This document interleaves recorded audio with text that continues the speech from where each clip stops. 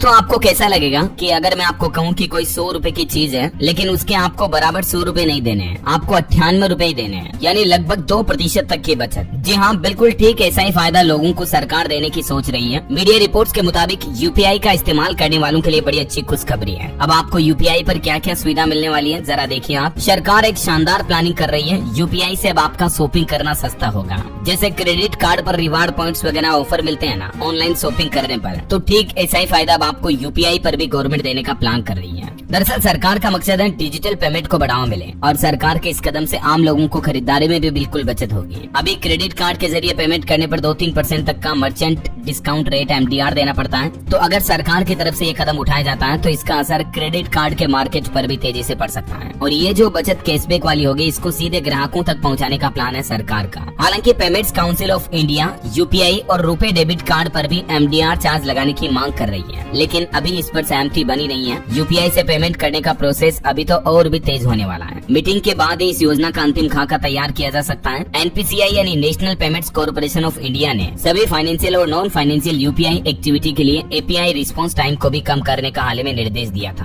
तो जैसे आप 100 रुपए तक की चीज खरीदते हो तो सरकार का प्लान है ग्राहकों को 2%, 1.5%, 1% तक का कैशबैक दिया जाए। तो 1000 रुपए की चीज खरीदने पर आपको 20 रुपए का वहाँ पर फायदा मिल जाएगा। और ये जो सरकार की प्लानिंग है अगले महीने जून 2025 में इस पर अंतिम निर्णय होगा। पेमेंट्स जर्नल में छपी खबर के मुताबिक सरकार इस योजना पर अमल से पहले जून में ई-कॉमर्स कंपनियों, बैंकों और national payments corporation of India यानी NPCI से भी, इसके अलावा पेमेंट सर्विस प्रोवाइडर्स, उपभोक्ता संगठनों के साथ भी विचार विमर्श करेगी और उसके बाद इस योजना का अंतिम रूपरेखा तैयार किया जाएगा। वैसे आपको बता दूं अगले महीने जून से 16 तारीख से आपके यूपीआई ट्रांजैक्शन और भी ज्यादा तेज होंगे, क्योंकि हाल ही में NPCI ने जो एक नया नियम लागू किया था जिसके मुताबिक यूपीआई पेमेंट अब सिर्फ 15 सेकंड में पूरा हो जाएगा। मौजूदा समय में पूरी पेमेंट प्रोसेस कंप्लीट होने में लगभग 30 सेकंड तक का समय लग जाता है। तो इस प्रोसेस को और भी फास्ट किया जाएगा और इससे डिजिटल ट्रांजैक्शन का अनुभव और भी ज्यादा बेहतर हो जाएगा। तो फिलहाल आपको ऑलमोस्ट सभी मीडिया साइटों पर ये खबर तो देखने को मिल जाएगी। अब देखते हैं दोस्तों इसको लेकर ऑफिशियल अपडेट कब तक आता है NPCI और गवर्नमेंट की तरफ से और उसमें क्या कुछ प्लान्स तय किए जाते हैं यूपीआई पेमेंट्स पर कैशबैक को लेकर। ठीक है, तो जो भी नए अपडेट आएंगे मैं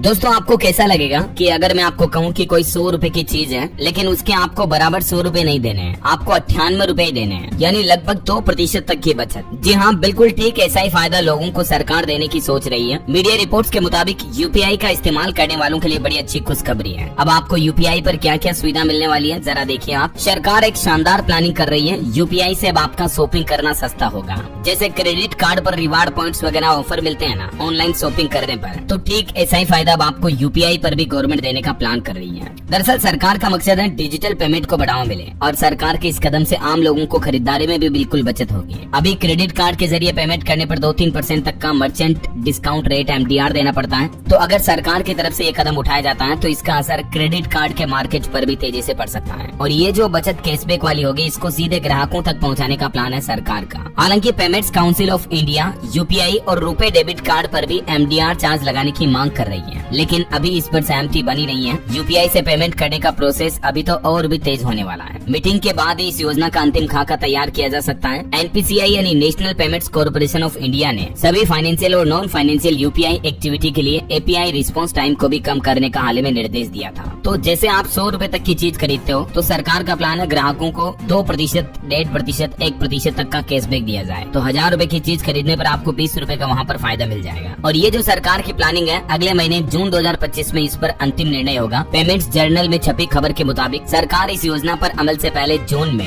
ई-कॉमर्स कंपनियों, बैंकों और national payments corporation of India यानी NPCI से भी, इसके अलावा पेमेंट सर्विस प्रोवाइडर्स, उपभोक्ता संगठनों के साथ भी विचार विमर्श करेगी और उसके बाद इस योजना का अंतिम रूपरेखा तैयार किया जाएगा। वैसे आपको बता दूं अगले महीने जून से 16 तारीख से आपके यूपीआई ट्रांजैक्शन और भी ज्यादा तेज होंगे, क्योंकि हाल ही में NPCI ने जो एक नया नियम लागू किया था जिसके मुताबिक यूपीआई पेमेंट अब सिर्फ 15 सेकंड में पूरा हो जाएगा। मौजूदा समय में पूरी पेमेंट प्रोसेस कंप्लीट होने में लगभग 30 सेकंड तक का समय लग जाता है। तो इस प्रोसेस को और भी फास्ट किया जाएगा और इससे डिजिटल ट्रांजैक्शन का अनुभव और भी ज्यादा बेहतर हो जाएगा। तो फिलहाल आपको ऑलमोस्ट सभी मीडिया साइटों पर ये खबर तो देखने को मिल जाएगी। अब देखते हैं दोस्तों इसको लेकर ऑफिशियल अपडेट कब तक आता है NPCI और गवर्नमेंट की तरफ से और उसमें क्या कुछ प्लान्स तय किए जाते हैं यूपीआई पेमेंट्स पर कैशबैक को लेकर। ठीक है, तो जो भी नए अपडेट आएंगे मैं सब्सक्राइब करके बेल आइकन जरूर दबा देना और इस वीडियो पर एक लाइक और शेयर भी कर देना ताकि आप